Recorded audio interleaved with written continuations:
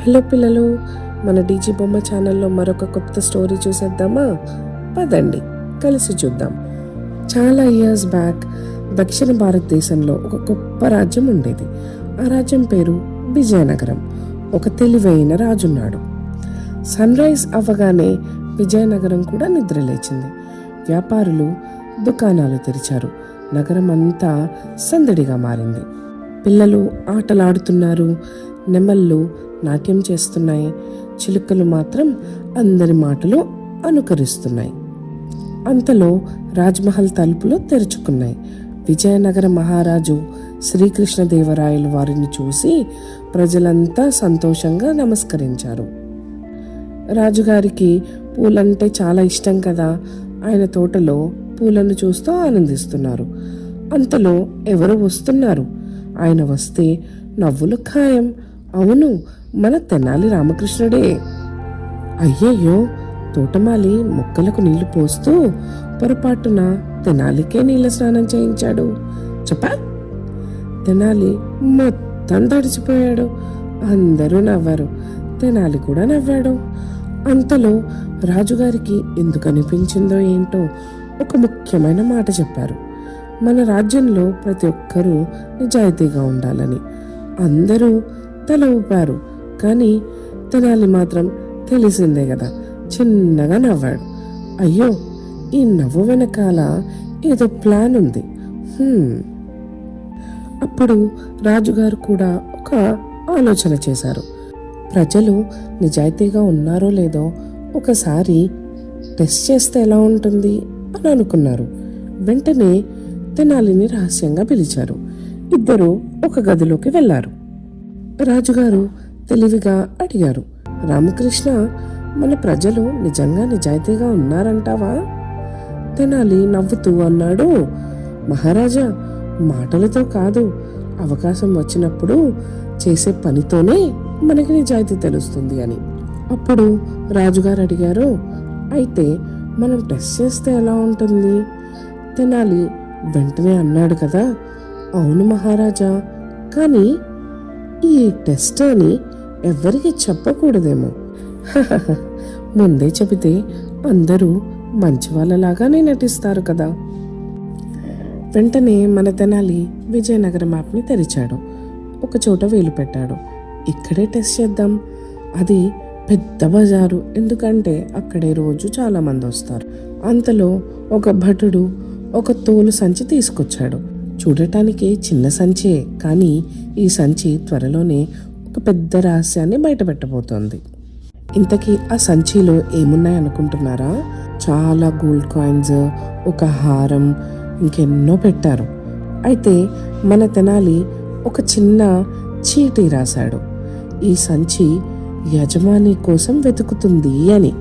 ఆ చిట్టిని సంచిలో పెట్టాడు. తెనాలి భటులకు నెమ్మదిగా ఒక విషయం చెప్పాడు. మీరు దూరం నుంచి అన్నీ గమనించాలి, కానీ ఎవరికి తెలియకూడదు.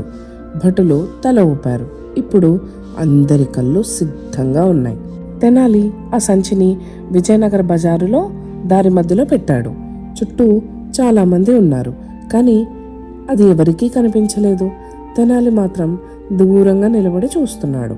అంతలో ఇద్దరు పిల్లలు వచ్చారు. ఒక చిన్నోడు సంచిని తాకబోతుండగా అమ్మ పిలిచింది. వెంటనే వాడు పరిగెత్తేశాడు. ఇప్పుడు ఒక కుక్క వచ్చింది. సంచి వాసన చూసింది, చుట్టూ తిరిగింది, వెళ్ళిపోయింది. ఇప్పుడు ఒక మేక వచ్చింది. సంచిని తలతో ఒక్కసారి తోసింది. సంచి కదిలింది. మేక భయపడి వెనక్కి దూకింది. అయ్యో, ఈ పరీక్ష కూడా పోయింది.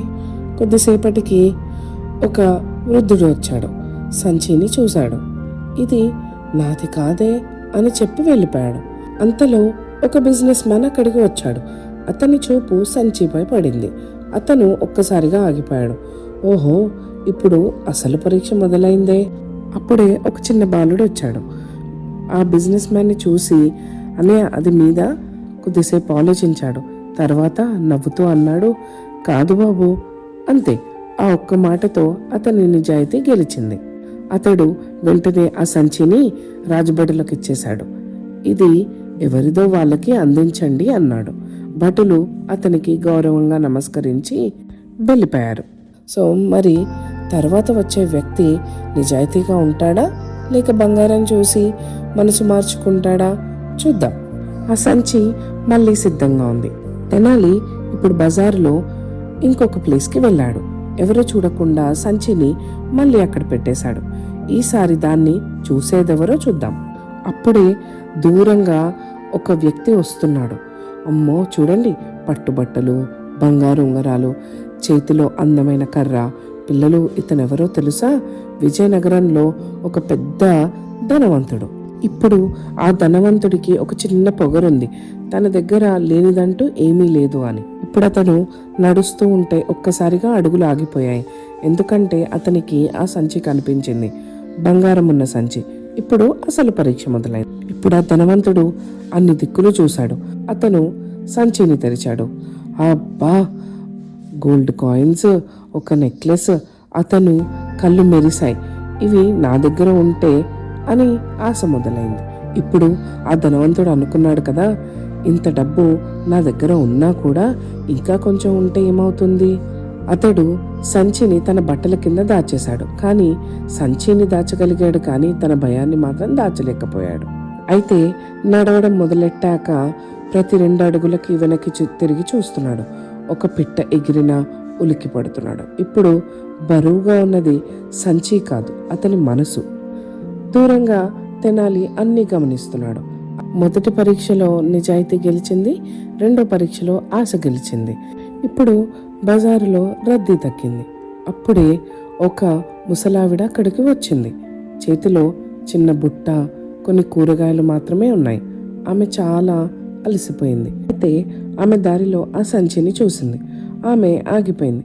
నెమ్మదిగా సంచిని తీసుకుంది. తెరిచి చూస్తే లోపల అమ్మో, బంగారం. ఇప్పుడు మరో నిజాయితీ పరీక్ష. ఆమెకి డబ్బు చాలా అవసరం, కానీ ఆమె మనసు చెప్పింది కదా, ఇది నాది కాదు. రుద్రాలు ఆ సంచిని తీసుకొని రాజభటుల దగ్గరికి వెళ్ళింది. ఇది దారిలో దొరికింది, దీన్ని ఎవరిదో వాళ్ళకి ఇచ్చేయమని. భటులు ఆమెకి గౌరవంగా నమస్కరించారు. దూరం నుంచి ఇదంతా మన తెనాలి చూస్తున్నాడు. అతడు చిన్నగా నవ్వాడు. రుద్రాలికి తెలియకుండా చేతులు జోడించి నమస్కరించాడు. అయితే అప్పుడు తెనాలి భటుల దగ్గరికి వెళ్ళి, ఈ అమ్మమ్మను సాయంత్రం రాజ్యసభకు తీసుకురండి, కానీ ఎందుకో మాత్రం చెప్పకండి అని చెప్పాడు. ఒకవైపు నిజాయితీ గల ముసలావిడ, మరోవైపు సంచిని దాచుకున్న ధనవంతుడు. ఒకరికి బంగారం లేదు కానీ మంచి మనసుంది, మరొకరికి బంగారం ఉంది కానీ ఆశ కూడా ఉంది. ఇద్దరు త్వరలో రాజ్యసభలో కలవబోతున్నారు. అయితే విజయనగర రాజ్యసభ సిద్ధమైంది. మంత్రులు వచ్చారు, పండితులు వచ్చారు, రాజభటులు కూడా సిద్ధంగా ఉన్నారు. అందరూ ఒకటే ఆలోచిస్తున్నారు, ఈరోజు ఏం జరగబోతోంది అని. అంతలో ముగ్గురు సభలోకి వచ్చారు. నిజాయితీ గల మన బిజినెస్ మ్యాన్, ధనవంతుడు మరియు ముసలావిడ. ముగ్గురు ఒకరినొకరు చూస్తున్నారు, మమ్మల్ని ఎందుకు పిలిచారా అని. సభలో అందరూ గుసగుసలాడుతున్నారు. అప్పుడే హాస్యమంత్రి అన్నాడు, ఏమో బజారులో పులిహోర దొంగిలించారా ఏంటి? అంతే, అందరూ నవ్వేశారు. శ్రీకృష్ణదేవరాయలు లేచి నిలబడ్డారు. సభ ఒక్కసారిగా నిశ్శబ్దమైంది. రాజుగారు అడిగారు, ఈరోజు ఎవరు నిజాయితీగా ప్రవర్తించారు అని అడిగారు. తెనాలి ముందుకు వచ్చి చిన్నగా నవ్వాడు. మహారాజా, సమాధానం చెప్పే సమయం వచ్చేసింది. తెనాలి ఈ సంచిని చూపించి, ఇది ఎవరిదే కాదు అని అనేసరికి అందరూ ఆశ్చర్యపోయారు. ఏమిటి?